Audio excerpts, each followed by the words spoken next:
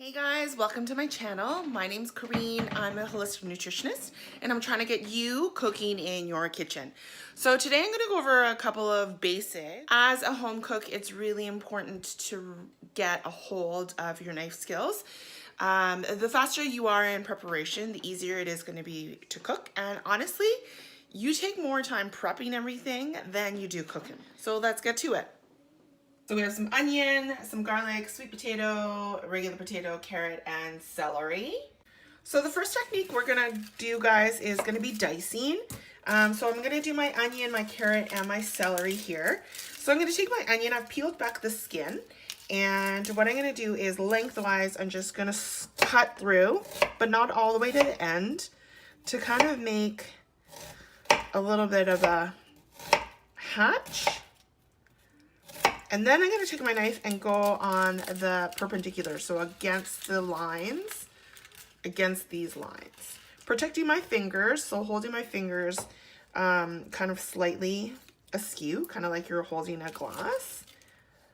And then run your knife down and along. And then I hold on to the little bit at the end, so I really kind of get all of the onion. And as you can see, the onion is now into like little fine bits. All right, so our onion is done. So same with the carrot. So I've cut this carrot in half and I'm gonna just cut it into smaller pieces here. Depending on the size of your carrot, you may have to cut it down a little bit more. And then I'm just gonna really just rock my knife back and forth. I'm not even picking it up. And as you go along, I'm using my thumb to push the carrot toward the knife to really get through. And then those are the carrots. So nice, the same size. They're all gonna cook at the same time, which is exactly what we want. So now the rib of celery. So I'm gonna take that, run it all the way down the rib of the celery. And again, with that rocking motion, the tip of my knife isn't even coming off. I'm just rocking back and forth, watching my fingers, and going through all the way down. Good. Done. Second technique we're going to do, we're going to mince this piece of garlic. So what I like to do is I kind of like to flatten it so that it's flat and it's not going to be rolling around my board. And then same kind of technique as the dice, but a little bit smaller. We're gonna run our knife along and clean it very carefully. And then take everything and then go back and forth on it. When you mince is getting even smaller than a dice. So what you wanna do is really rock your knife back and forth quickly over the food, in this case garlic. Ginger also does this technique a lot. And what you want is even a finer kind of chop, finer cut than the dice. What this is going to do is garlic is really powerful, so it's going to really kind of smooth it out so that it's all the way through whatever you're cooking. And you don't ever want to have like a big honking piece of garlic in any of your dishes.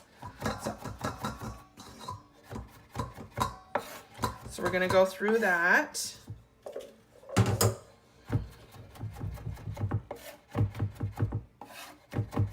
This is where all the sounds of the kitchen come in to play.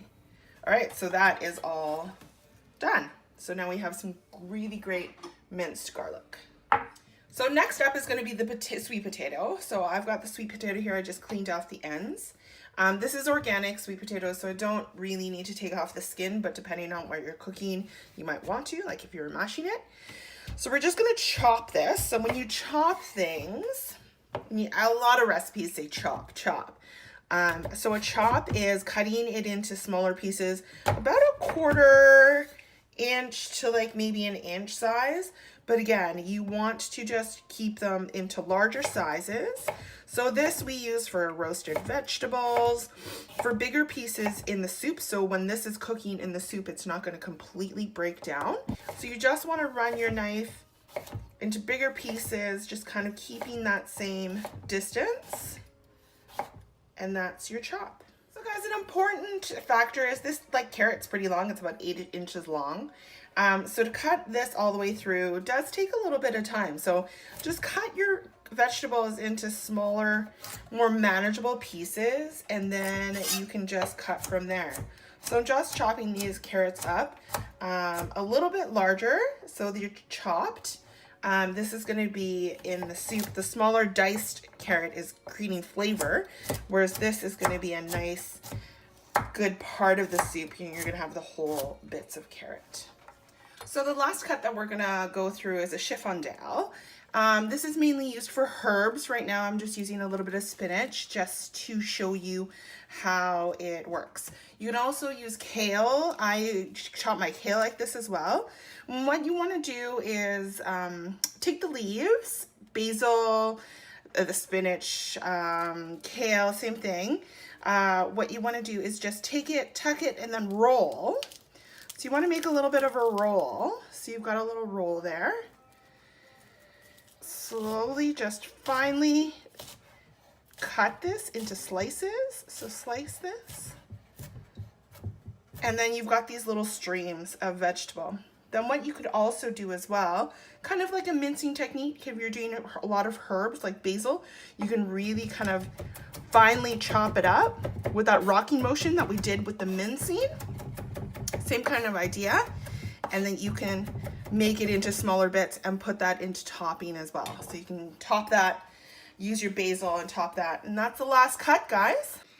So hey guys, thanks for joining me today. It was fun to show you some basic knife skills so you can have control in your kitchen. So use them well. I've got recipes on the blog and on my Instagram that you can use for them. But this chicken soup that's going to be coming out next week is going to be perfect for it. So eat well, work hard, seize wellness, and I'll see you next time.